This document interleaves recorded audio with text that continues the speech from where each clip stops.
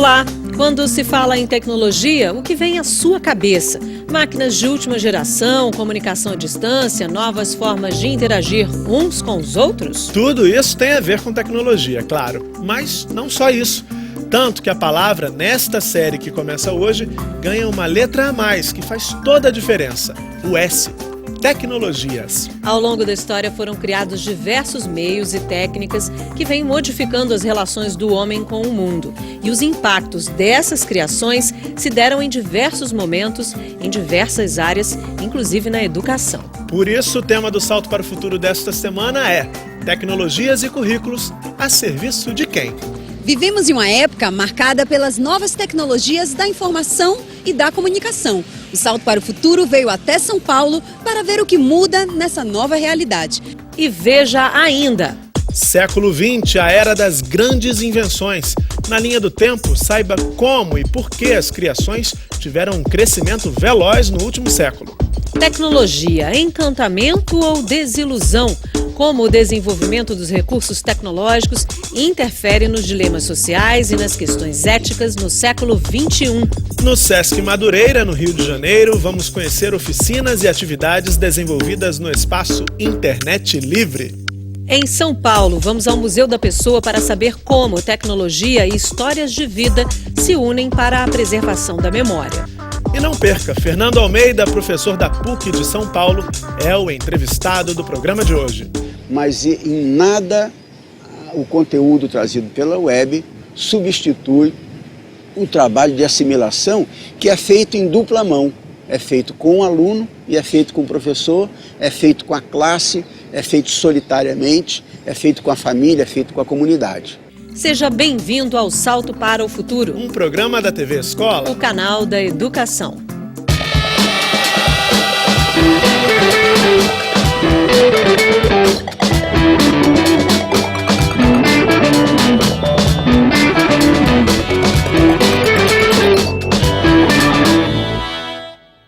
No livro A Corrida para o Século XXI, no Loop da Montanha-Russa, o professor e historiador Nicolau Sevchenko diz que se somarmos todas as criações, desde a origem da humanidade até hoje, 80% delas se concentraram no século XX. E de todas essas invenções, mais de 2/3 foram criadas depois da Segunda Guerra Mundial. Mas como todo esse avanço tecnológico tem interferido na vida da gente?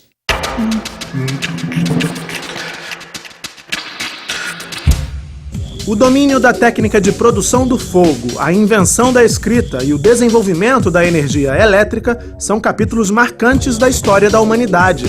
Capítulos que muitos pesquisadores consideram indispensáveis quando se fala na história da evolução tecnológica. Cada um desses é um marco tecnológico que provoca um salto qualitativo na maneira como as sociedades aumentam, ampliam o seu controle sobre o ambiente e sobre outras sociedades, sobre outras áreas, sobre outros territórios. O desenvolvimento tecnológico é intrínseco à qualidade de ser humano. Os humanos todos, desde os australopitecos, sempre desenvolveram tecnologia com uma finalidade. E essa finalidade é de lidar com o ambiente onde eles estão e, ao mesmo tempo, procurar entender e explicar fatos e fenômenos. Até a chegada à era digital, foram muitas as descobertas e invenções. Então, na realidade, o conhecimento técnico-científico é um processo que se acelera de maneira absolutamente radical a partir da Renascença, se acelera mais ainda a partir de 1750 com a Revolução Industrial, a máquina, enfim, né? E hoje, com a revolução da tecnologia, do conhecimento, né? Nós estamos entrando na sociedade do conhecimento, a partir dos anos 70, 80, né? E com raízes nos anos 50, né? O conjunto de invenções na área eletrônica, química fina e coisas do gênero, né? É que realmente há um desabrochar radical, né? No livro A Corrida para o Século XXI, o historiador e escritor Nicolau Sevchenko compara a crescente aceleração dos processos tecnológicos com um passeio de montanha-russa. A ideia da montanha-russa é uma maneira de fazer uma alusão ao fato de que o que caracteriza o processo tecnológico no século XX é uma aceleração acentuada. Então, mais ou menos como no processo da montanha-russa, você começa a subir relativamente devagar, até um ponto a partir do qual você deslancha e aí a aceleração é cada vez maior, até você passar no loop, e aí a sensação de vertigem, de perda de controle, e um pouco esse é o modo como eu entendo que seja a onda avassaladora de aceleração tecnológica que caracteriza o nosso tempo, particularmente depois da Primeira e da Segunda Guerra Mundial. E junto dessa aceleração tecnológica vieram também os impactos provocados por ela. Há um gigantesco impacto sobre a identidade a partir da criação do espaço mundial de comunicação. A partir dos anos 50, você tem a cobertura planetária em comunicação. Na minha infância, Deus e o mundo já tinha rádio, né? Agora, hoje, com o sistema de internet, né, o conhecimento passa a navegar nas ondas eletromagnéticas retransmitidas por satélites, o mundo encolheu. Qualquer moleque em qualquer parte do mundo hoje está acessando joguinhos, está acessando filmes, está acessando visões de mundo que são de outras partes do planeta, né? As pessoas estão se tornando multilingües, né? Poliglotas cada vez mais, né? Porque você tem que acessar material de diversos tipos, né? Então, nós estamos criando uma civilização planetária. Né? O que caracteriza o nosso período é a extrema aceleração desse processo. Nos outros momentos, o processo tecnológico de um salto para o outro levava questões de milênios, inicialmente, depois de séculos, e no nosso tempo ele se faz em termos de décadas e às vezes até de quinquênios ou de 3 anos. Então, nós estamos vivendo um momento de encurtamento do tempo em termos de aceleração tecnológica, e ela é cada vez mais um processo que invade vertiginosamente não apenas as diferentes formas de produção na esfera da economia, mas o próprio cotidiano e o modo de vida das pessoas nas mais diversas partes do mundo, numa abrangência de escala global.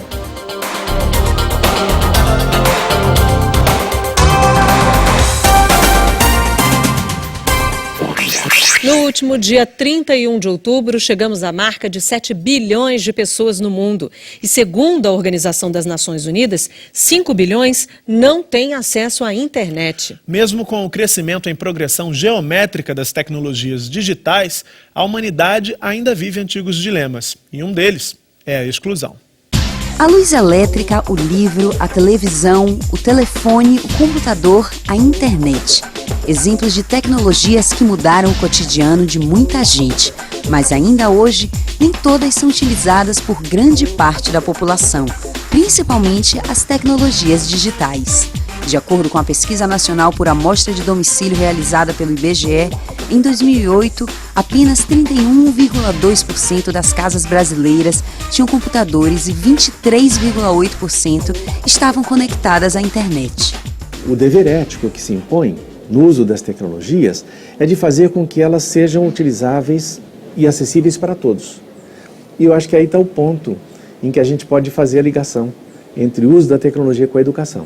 O principal dilema ético é se as novas tecnologias não servem, em alguma medida, para aumentar o poder de um ser humano sobre outro, em vez de produzir, de fato, fraternidade, solidariedade, cidadania coletiva.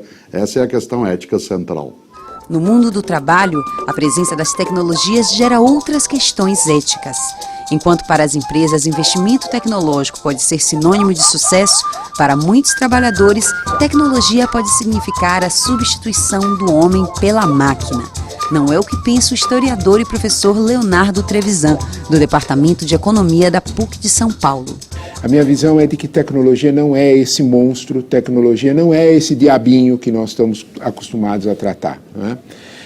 Quando você fala das principais mudanças que a tecnologia traz, que a gente precisa deixar bem claro é que a tecnologia pode ser um grande aliado do trabalhador para ele conquistar muitas mudanças. Para o trabalhador, a tecnologia não significa necessariamente que ele vai ficar fora das mudanças do seu tempo. A tecnologia em si não é nem boa nem má. Ela é indiferente. É o uso que damos a ela que vai fazer com que ela seja boa ou má. E, portanto, ela em si mesma não tem o que assustar. O campo da educação também viu de perto as mudanças tecnológicas.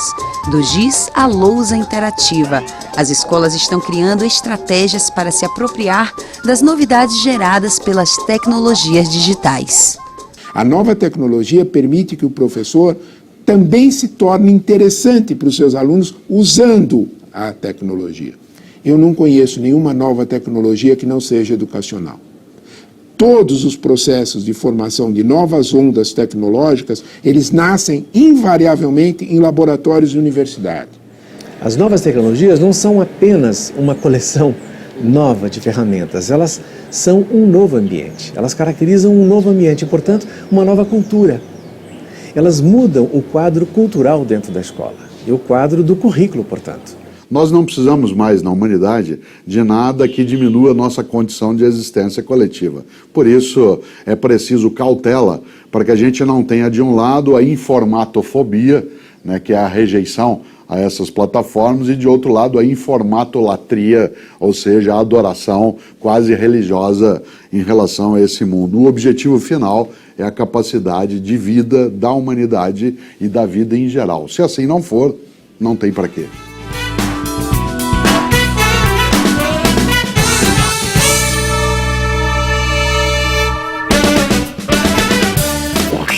Os dados do último PISA, o Programa Internacional de Avaliação de Alunos, revelou que no Brasil 53% dos estudantes na faixa dos 15 anos têm internet em casa.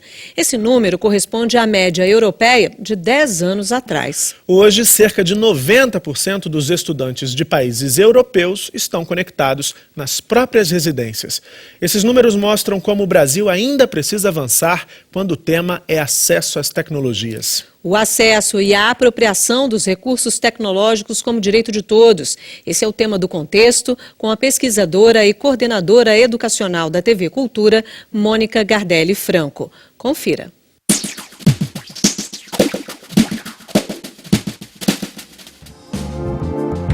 Tecnologias, direito de todos. Se a gente pensar, conceber as tecnologias como um instrumento super importante de intervenção no mundo, de interpretação da realidade, como está colocado, como a gente pode observar nos dias de hoje, a gente pensar que parte da população, parte das comunidades não tenham acesso a esse importante instrumento é negar um direito a essas pessoas de intervir no desenvolvimento da humanidade de acordo com aquilo que elas acreditam, de acordo com as suas culturas, de acordo com os seus ideais de mundo humanizado. A relação entre acesso e apropriação. Para que a apropriação seja crítica e consciente, esses conteúdos que são gerados e que são disponibilizados através das tecnologias, eles devem ser analisados num ponto de vista com um pouco mais de criticidade, E o acesso ele é fundamental para garantir, para possibilitar essa apropriação, mas ela não garante, o acesso não garante a apropriação crítica e consciente para um uso adequado, Porque a tecnologia ela te oferece conteúdo e você usa isso, Esse uso ele só será adequado se tiver uma análise crítica sobre os conteúdos que são transmitidos e circulam dentro das tecnologias. O papel da educação.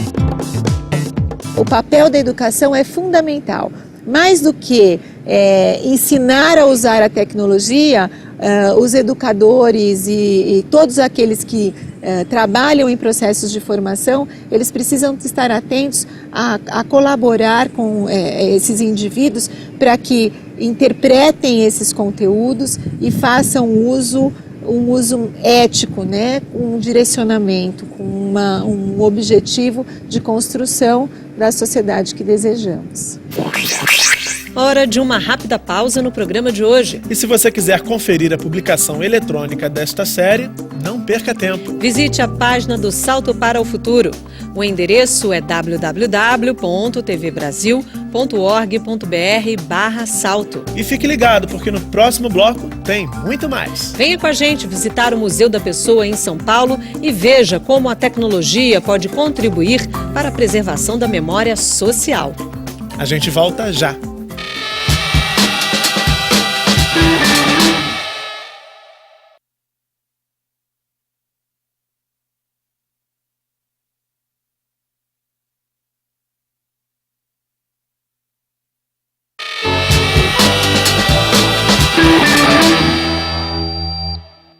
Estamos de volta, agora a gente leva você para conhecer uma experiência de inclusão digital. Um projeto do Sesc Madureira, que fica na zona norte do Rio de Janeiro. Além do acesso à rede, o usuário que vai até lá pode participar de oficinas e atividades voltadas até para quem nunca esteve diante de um computador. Dá só uma olhada. O projeto Internet Livre do Sesc existe desde 2002 e é um espaço dedicado à cultura digital.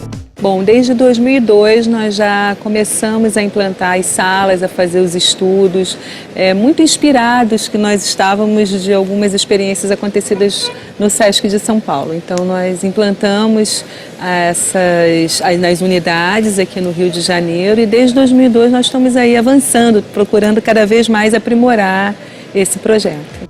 No Rio de Janeiro, 5 unidades do Sesc contam com o projeto Internet Livre. O salto foi até a unidade de Madureira para conhecer de perto o dia a dia de um desses espaços. A gente trabalha de segunda a sexta, de 1h da tarde até 9h30 da noite, né? E de sábado, de 9 horas da manhã até 5h30 da tarde. Aí eles vêm, ficam 30 minutos. Caso tenha uma fila de espera, né? Porque tem até um sofazinho ali, o pessoal que, tipo assim, chegou, já não tem, são 12 máquinas, né? Então, estão ocupadas as 12. Então, eles esperam, quando dá 30 minutos, aparece aqui no meu monitor quem entrou, o primeiro, o segundo, o terceiro que entrou, aí eles vão saindo, vão dando a vez para o pessoal que já está na fila. Daí, quando dá 30 minutos, sai, já entra, o pessoal retorna, ficam revezando de 30 em 30 minutos. E aqui vem, assim, toda a faixa etária de idade, vem novos, vem o pessoal, o adolescente, vem os adultos, vem os idosos. Eu aprendi aqui a usar a internet. Eu conheci esse espaço porque eu faço balé aqui no Sesc, balé sapateado, e aí minhas amigas, elas frequentam aqui. Aí a gente ficava aqui à toa, elas falavam, vamos lá pra internet e tal. Aí eu vim junto com elas. Eu costumo frequentar principalmente agora, porque eu tenho computador em casa, mas meu computador quebrou. Então, principalmente agora, eu tô vindo direto pra cá. Maria José, qual o objetivo do projeto Internet Livre? Bom, o primeiro objetivo, quando a gente começou a implantar o projeto, era de fato de inclusão, né? Há muitos anos que a inclusão digital está em pauta, mas atualmente a gente já considera que é um projeto bastante inclusivo e ele precisa ir além apenas da inclusão. Nesse objetivo de ir além da inclusão digital, as nossas atividades elas são bastante socioeducativas, vamos dizer assim, e culturais. A programação ela é também para quem já domina um pouco, né, esse universo e para quem está começando. É o caso de Dona Luísa, que soube do projeto por uma amiga e resolveu se inscrever em uma das oficinas. Apesar de ter um computador em casa, ela diz não ter muita intimidade com a máquina. Me atualizar um pouco, né? Porque quando a pessoa para de trabalhar, afinal de contas, sai de moda. E eu já parei de trabalhar há bastante tempo. Aí eu quero entender e conhecer um pouco mais disso, né? Além do acesso à internet e das oficinas, o espaço do Sesc promove ainda a troca de experiências entre as diferentes gerações. É muito importante, é muito legal. Você conhece muitas pessoas, você conversa, é muito legal. Bom, acho que o espaço aqui é importante porque oferece internet para as pessoas que não têm condições de comprar computadores e ter internet em casa. Então, acho que é importante justamente para isso, para as pessoas terem acesso aos novos métodos da tecnologia ultimamente. A importância, principalmente, é pelo nosso objetivo, que a gente não quer somente que ele entre no mundo da internet, que ele saiba transitar por esse mundo de uma forma consciente, de uma forma criativa, de uma forma reflexiva, inclusive, né? Então, a importância é essa, é termos mais um meio de trabalhar com a questão da educação, da cultura, né? E da vida social, vamos dizer assim, dessas pessoas que procuram esse programa no SESC.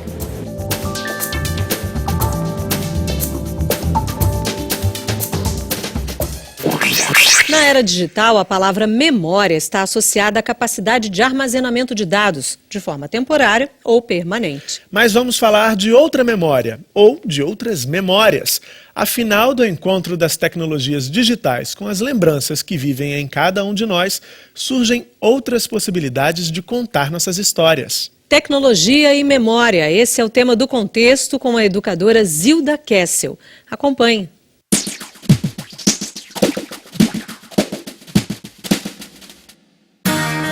A memória antes das tecnologias. As narrativas orais, elas são a experiência talvez mais viva e mais antiga do que é você poder lembrar e compartilhar a sua história, a sua memória. Várias culturas que não tinham outros meios de outras tecnologias de escrita, por exemplo, isso foi a base absoluta da preservação de uma experiência vivida e da transmissão às novas gerações, né? Então, o relato oral, ele é fundamental. E o fato de você ter a escrita, por exemplo, não substituiu a importância de um relato oral. A memória e as novas tecnologias. É uma questão super interessante, porque se a gente for ver na perspectiva do tempo, quer dizer, as memórias primeiro, elas guardadas no nosso corpo, quer dizer, na nossa lembrança, elas eram compartilhadas oralmente. Né? E se a gente for pensar, a primeira tecnologia da memória, ou uma das tecnologias dessa preservação, foi a escrita, né? No momento em que ela sai do meu corpo e a gente consegue imprimir ela em algum lugar. Na parede, nas pedras, enfim, no papiro, enfim, a gente ganha uma tecnologia que permite a gente preservar muito mais do que aquilo que a gente corporalmente podia. Então isso já foi um passo enorme.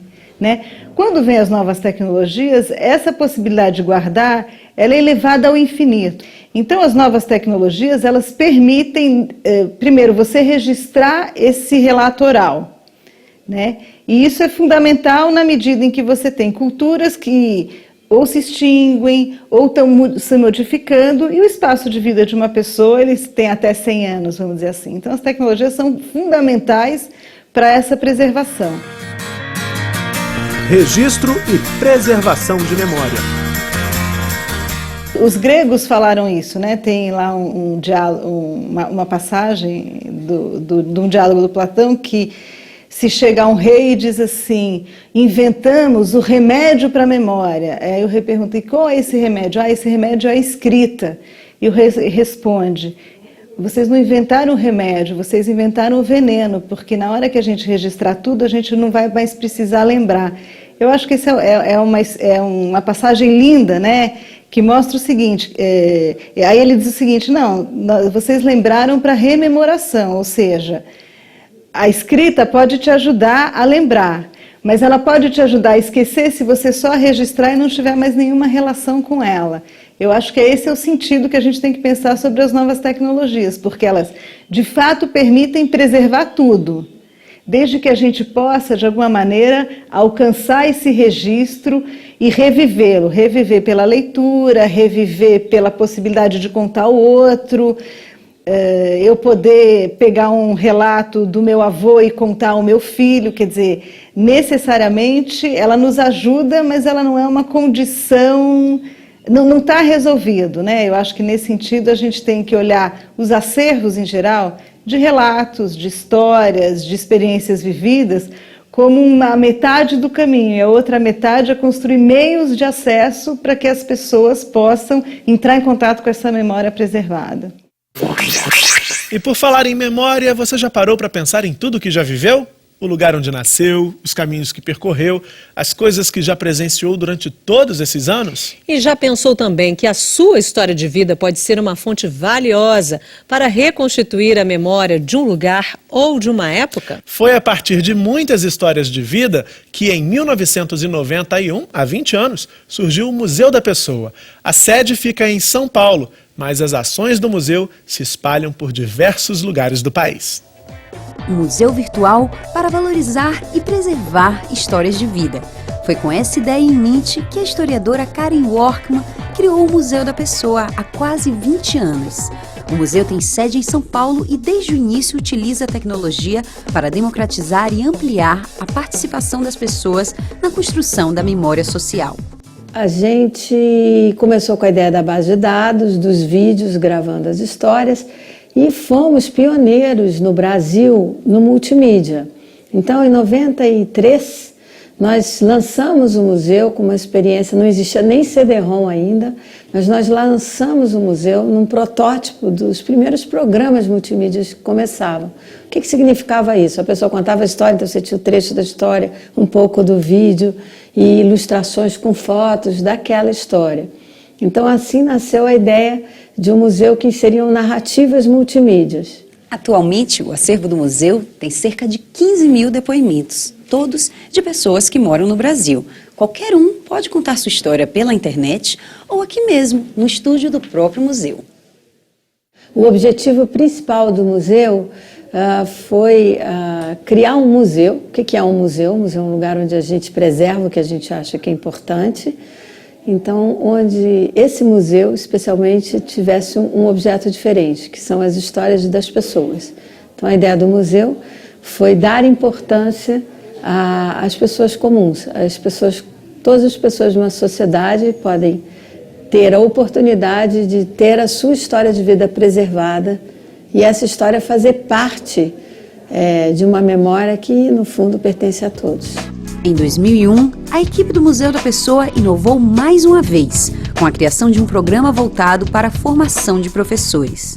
Ele tem por objetivo formar professores para que, juntamente com seus alunos, são professores de ensino fundamental 1, para que eles, com seus alunos, registrem a história da cidade ou do entorno ali da escola. E com esta ação, a gente também tem por objetivo aproximar a escola da comunidade, dar uma outra qualidade, possibilitar uma outra qualidade de construção dessa relação.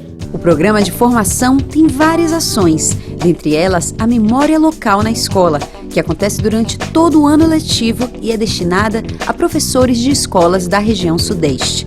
A equipe do museu também pretende levar o projeto para outras regiões do Brasil.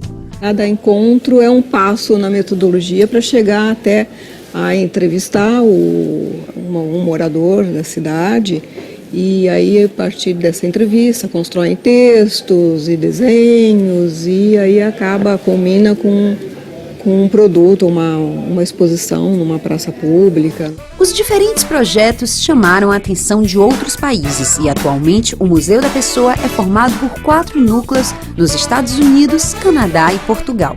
Consultando o acervo, é possível encontrar algumas histórias engraçadas, surpreendentes e outras emocionantes. A ideia é que memória social, construída democraticamente, cria diferentes perspectivas de uma sociedade. A memória social é o conjunto de memórias de uma sociedade. Então, quando o museu cria a possibilidade e vamos dizer, um lugar, ainda que virtual, para que essas memórias estejam lá, ele está contribuindo para enriquecer, não só preservar, mas enriquecer e ampliar o tipo de conteúdo de que essa memória social é feita. Meu nome é Mário Albanese, eu sou músico por definição e berço, nascido em São Paulo, aos 31 de outubro de 1931. Sou advogado, jornalista, ecólogo, mas acima de tudo, um paulistano que se orgulha da cidade onde nasceu e que pretende morrer aqui. Se você quiser saber mais sobre o Museu da Pessoa, visite o site www.museudapessoa.net. Fim do segundo bloco e já você acompanha uma entrevista aqui no programa. O nosso convidado é o professor da PUC de São Paulo, Fernando Almeida. Essa é a ideia da escola, é manter sempre o pé no concreto do trabalho, da organização da sociedade, da disciplina, do convívio em grupo com as delicadezas da arte, da cultura, da afetividade, da contínua capacidade de pensar numa sociedade melhor. Não saia daí, Salto para o Futuro volta já.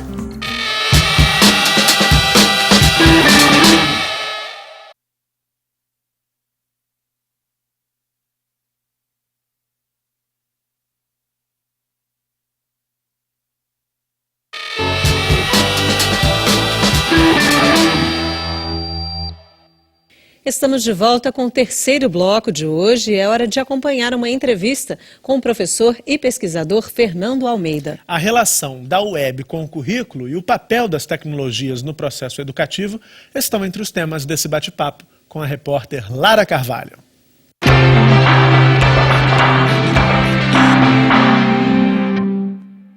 Fernando Almeida é professor de pós-graduação da PUC de São Paulo e pesquisa a área de impactos da tecnologia no currículo. E é sobre esse tema que a gente vai falar na entrevista de hoje. Vivemos em um momento fortemente marcado pela presença das tecnologias da informação e da comunicação nas mais diversas esferas da vida social e cotidiana. Quais podem ser considerados os principais dilemas sociais e éticos surgidos em torno dessa realidade?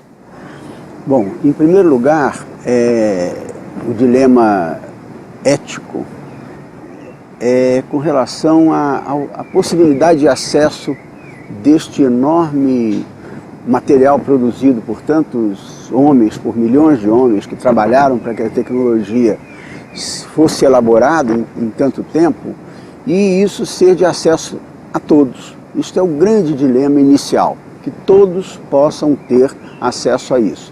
Porque essas tecnologias, hoje em dia, elas são muito mais do que um adereço social. Ele começa a se constituir na própria forma do homem se comunicar, se conhecer, conhecer a realidade e poder participar dela. Então, é menos do que uma aquisição de consumo deste material, mas de apropriação humana deste material. Esse é o primeiro dilema ético. Agora, tem dilemas econômicos daí resultantes, como o dilema do domínio, não só do acesso, mas da compreensão deste mundo para que se possa interferir nele, não é? E do ponto de vista educacional amplo, é aquilo que Paulo Freire dizia: não basta eu ter acesso à leitura, mas eu conseguir ler o mundo que está por trás das letras. O dilema que hoje educacionalmente se coloca com relação à tecnologia é: que mundo é este? Como é que ele se relaciona comigo? Como é que eu posso transformá-lo? Como é que eu posso compreender as arapucas que ele pode montar para mim? Como é que ele pode me tornar um mero consumidor de materiais e não um sujeito daquela tecnologia? Agora, tem dilemas de outra natureza, como o dilema do conceito de arte, do conceito de cultura, do conceito de relacionamento humano, que é um dilema quase psicológico. O que este mundo traz nas relações entre as pessoas? A relação psicológica, a relação de afeto, relação de autoconfiança, relação de perspectiva de futuro, de sonho. Essas coisas todas são colocadas no bojo da tecnologia inserida na sociedade. Como esses dilemas têm influenciado as práticas escolares e principalmente o currículo? A escola, eu diria assim, para usar uma figura de linguagem, ela está assustada. Ela está assustada com o que está acontecendo. Agora, ela tem enfrentado de maneira talvez ainda atabalhoada, mas ela já entende que tem um fato novo para o qual ela tem que se preparar e que é tarefa dela enfrentar. esse enfrentamento da escola e do currículo, ele se dá em vários níveis. Primeiro, o governo federal.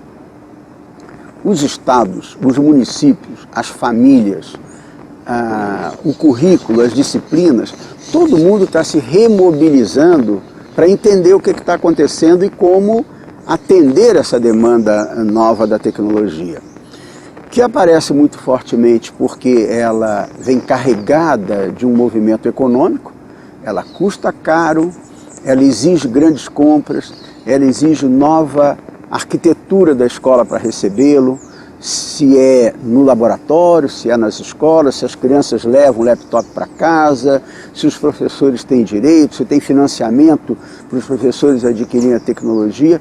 Então tudo isso está exigindo um redesenho da escola para o qual ela não está totalmente preparada, nem segura. Mas ao mesmo tempo, muita coisa mudou nos desafios da escola nos últimos, vamos dizer, 30 anos. Vou dar um exemplo. Na década de 80 e no início da de 90, havia uma grande questão que os professores colocavam e que a sociedade colocava aos professores, que era: a tecnologia vai substituir o professor. E 30 anos depois, os professores do Rio Grande do Sul fazem greve porque viram que o computador está trazendo muito mais trabalho para eles e que não estava planejado esse trabalho. Eles estão corretos, não é? Então, se há 30 anos havia um medo que eles seriam substituídos pela máquina, hoje há uma reação de que a máquina está trazendo mais trabalho para ele. Ele hoje tem que ser um professor melhor e tem que ter mais professor para usar. Mais do que nunca, a sociedade começa a ficar atenta a que a função do professor tem que ser redesenhada. Mas não redesenhada para ser diminuída, redesenhada para ser potencializada, criadas outras atividades, demandadas outras competências dele por conta da tecnologia. Isso é bom para o educador. Se hoje há um certo saudosismo com aquilo que era o professor respeitado de 40, 50 anos atrás, daqui a 20, 30 anos o professor será mais respeitado se conseguir ser apoiado pela sociedade toda para ter uma nova formação, uma nova modalidade de valorização dele, inclusive salarial. Em seu texto, Os Limites como Possibilidade de um Currículo Web, o senhor afirma que a web, subcategoria da tecnologia, é uma das formas de organização do currículo. Nesse sentido, qual a relação da web com o currículo e como esse novo currículo pode ser entendido? O currículo é um espaço intencionalmente construído para gerar ocasiões de aprendizagem. Ele organiza a vida do aluno e do professor de tal maneira que, naqueles espaços e naqueles tempos, ele tenha contato com os desafios da vida e com os desafios que podem ser solucionados, que podem ser entendidos à luz da ciência, à luz da linguagem, à luz da matemática, à luz das artes, à luz da compreensão do próprio corpo. Então o currículo é o lugar agradável que o aluno deve percorrer com o professor para aprender. Mutuamente o aluno aprende, o professor aprende, e essa aprendizagem tem um conteúdo específico, que é o conteúdo das ciências, que é o conteúdo da cultura universal, principalmente a ocidental, construída nos últimos, vamos dizer, 10 mil anos. É uma longa história que está à disposição do aluno para que ele compreenda a atualidade por aquilo que os seres humanos já deixaram para ele há muitos milhares de anos atrás. Esse é o sentido do currículo. Agora, como é que a web entra nisso? Antes, os conteúdos que eram apresentados aos jovens para se aparelhar para enfrentar o futuro eram os conteúdos dados pelos livros, eram os conteúdos dados pelas bibliotecas, pelos museus, pelas histórias que os avós contavam, pelas pinturas nas paredes das cavernas, quer dizer, tudo que era registro de conhecimento da humanidade estava disponível à criança. Só que os documentos que registravam isso eram documentos pesados, eram documentos de difícil transporte. A web, o que ela fez é trazer muito conhecimento organizado em forma ágil e de fácil transporte, de acumulação em poucos espaços, em pouca localização, e isso é muito fácil, facilita muito o acesso. Não garante o conhecimento. Então, embora a web ofereça enormes informações novas que permite você reorganizar o currículo, mas ele não é o currículo como um todo. Ele é um conteúdo que, se for curricularizado, vamos dizer assim, ele sim gera um conhecimento talvez mais interessante, mais criativo, mais ágil, mas em nada o conteúdo trazido pela web substitui o trabalho de assimilação que é feito em dupla mão. É feito com o aluno e é feito com o professor, é feito com a classe, é feito solitariamente, é feito com a família, é feito com a comunidade. A web não substitui essa longa composição de tecido que é trazido pelo conjunto da sociedade. Quais são as possibilidades do trabalho do professor, considerando então esse currículo web? Existem limites? Creio que o que a web traz, pela acessibilidade mais fácil, pela riqueza de conteúdos, é provocar o professor para colocar novos limites a si mesmo. Mas novos limites como possibilidades, não como enquadramento. Limites como crescimento e não como castração. Agora, o que seriam esses limites para além, essas utopias que a web coloca?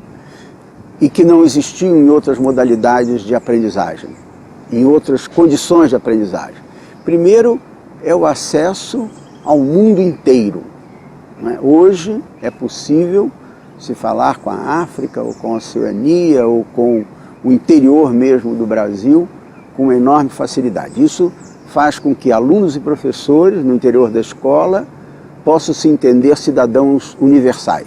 De outro lado, uma coisa importante é a atenção que o professor vai ter para que não reduza as relações afetivas e as relações entre pessoas às relações de clique. Ou seja, ouvi há algum tempo atrás uma palestra do Bauman que dizia que ele estava preocupado e ao mesmo tempo atônito com uma mensagem de um jovem twitteiro ou facebookeiro, né, do Facebook, que dizia: fiz 500 amigos nesta semana. E o Bauman dizia: eu não fiz 500 amigos na minha vida toda. Né?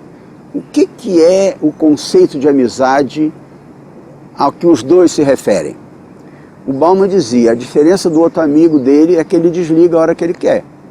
Ele desliga o amigo porque ele apaga, ele deleta a figura dos amigos. No Facebook tem uma coisa lá, lista dos melhores amigos. Você pode mudar dia a dia, acrescentar, tirar, etc. Na vida da gente não pode. Tirar um amigo, o que significa? Então, essas questões a escola tem que trabalhar para não identificar a quantidade com a qualidade da amizade. Isso vale para o conhecimento. Quer dizer, o fato de eu ter muita informação não garante a qualidade da aprendizagem, porque informação não é a mesma coisa que conhecimento.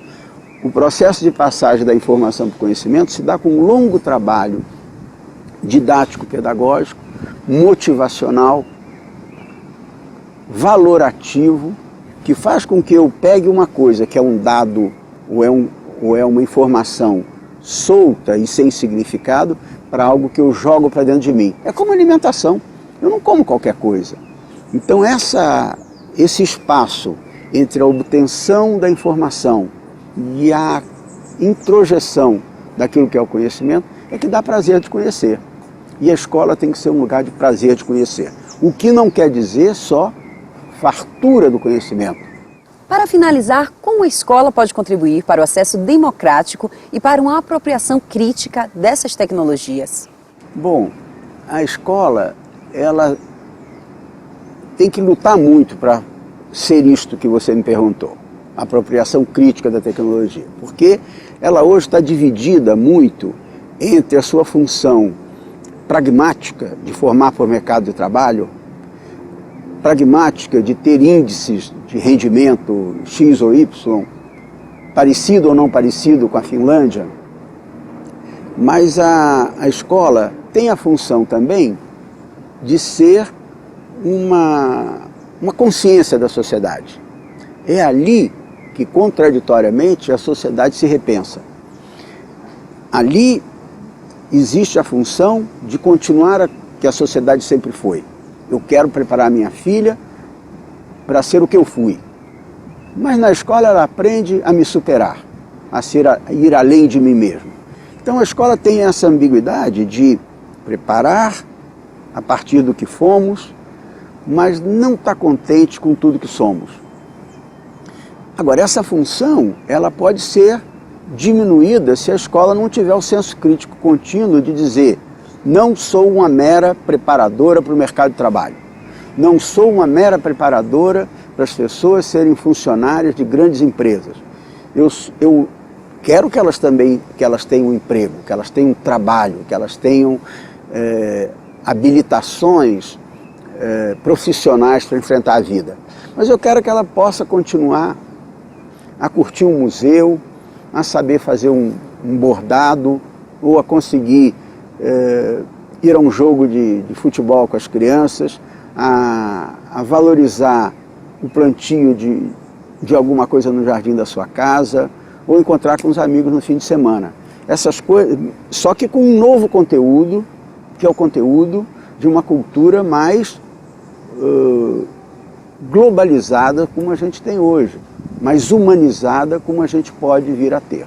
Essa é a ideia da escola, é manter sempre o pé no concreto do trabalho, da organização da sociedade, da disciplina, do convívio em grupo com as delicadezas da arte, da cultura, da afetividade, da contínua capacidade de pensar numa sociedade melhor.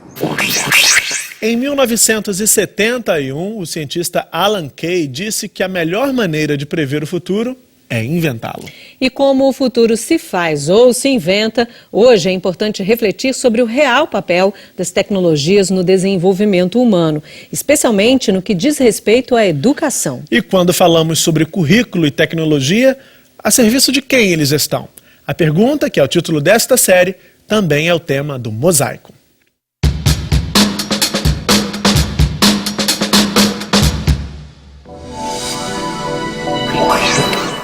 A serviço da população socialmente desfavorecida, para que ela tenha melhores condições de lutar pelos seus direitos.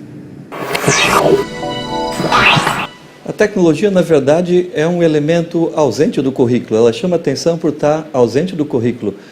O currículo se dedica a áreas de comunicação, a área das matemáticas, a área das ciências, as ciências naturais, as ciências físicas, mas a interação entre todas essas áreas, que seria o processo tecnológico, não compõe em si só uma disciplina.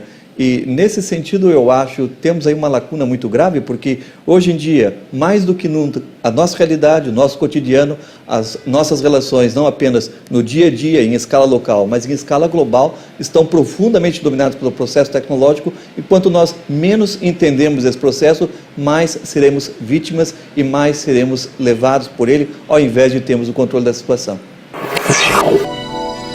Tecnologias e currículo têm uma finalidade: elevar a nossa condição de existência, a serviço da decência, a serviço de uma vida que não desertifique o futuro, que não esterilize os nossos sonhos, que não torne a nossa existência menor do que ela é. Por isso, a tecnologia no currículo é exatamente a mesma função social que tem de ter a escola: fazer com que a humanidade seja mais, em vez de ser menos. Todas juntas e todos juntos, senão, não precisa. Tecnologia e currículo a serviço de quem? Quem organiza o currículo? Quem organiza o currículo são aqueles que estão no poder. E ao organizar o currículo, o objetivo deles é muito claro: é a manutenção da sua condição de poder. Eu acredito que a tecnologia nos oferece hoje possibilidade de contestar esse poder que procura se manter a todo custo. O programa de hoje está quase no fim, é hora de você conhecer o que vai ser destaque no Salto de amanhã. Vamos falar sobre a formação das redes de aprendizagem. Afinal, o que são e como se formam as redes de aprendizagem? Conheça o Instituto Faça Parte e saiba o que é o selo Escola Solidária. Acompanhe também as atividades do Núcleo de Educação Corporativa, que forma professores de cursos técnicos do SENAC. E as redes de aprendizagem estão entre os temas da entrevista de amanhã com Lucila Ciotti, superintendente de operações do SENAC. Porque antes o foco era na ensinagem, vamos dizer assim, né? Esse termo tem sido até usado bastante agora. E esse foco está mudando para a aprendizagem. O programa de hoje termina aqui. Mas amanhã você já sabe, temos um novo encontro neste mesmo horário. Aqui na TV Escola. O canal da educação. Tchau. Tchau.